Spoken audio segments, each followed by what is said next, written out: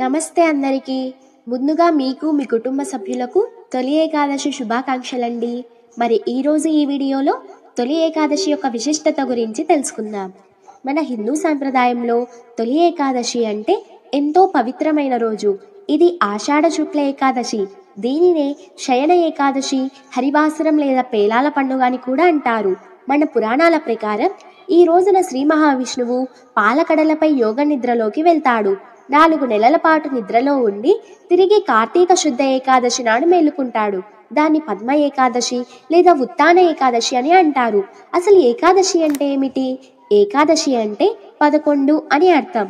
మన శరీరానికి ఉండే 5 జ్ఞానేంద్రియాలు, 5 కర్మేంద్రియాలు, అలాగే వీటిని కలిపి నియంత్రించే మనసు, మొత్తం 11 ఇంద్రియాలపై నియంత్రణ సాధించే అద్భుత సమయం ఈ ఏకాదశి.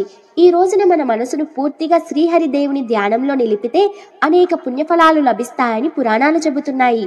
అలాగే ఈ తొలి ఏకాదశితోనే మన పండుగల శ్రేణి కూడా మొదలవుతుంది. వినాయక చవితి, దసరా, దీపావళి, సంక్రాంతి ఇలా పండుగల జాబితా ఒకదాని తర్వాత ఒకటి వస్తాయి. ప్రకృతిలో కూడా ఇదే సమయంలో విశేష మార్పులు జరుగుతాయి. సూర్యుడు ఉత్తర దిశ నుంచి దక్షిణ దిశకు వాలడం ద్వారా దక్షిణాయన ప్రారంభమవుతుంది. అదేవిధంగా చాతుర్మాస వ్రతం కూడా ఈ మాసంలోనే మొదలవుతుంది. పురాణాల ప్రకారం తొలి ఏకాదశి వ్రతాన్ని ఆచరిస్తే అశ్వమేధ యాగం చేసినంత పుణ్యం, 60,000 సంవత్సరాలు తపస్సు చేసినంత ఫలితం లభిస్తుందంట.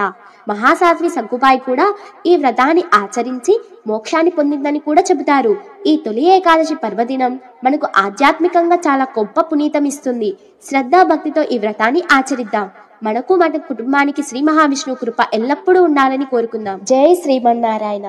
ఇలాంటి మరిన్ని సాంప్రదాయాలు, పండుగల విశేషాలు తెలుసుకోవాలంటే మన ఛానల్ని సబ్స్క్రైబ్ చేయండి. ఈ వీడియోని లైక్ చేయండి, షేర్ చేయండి. మీ అభిప్రాయాలను కింద కామెంట్స్లో చెప్పండి. Thank you for watching.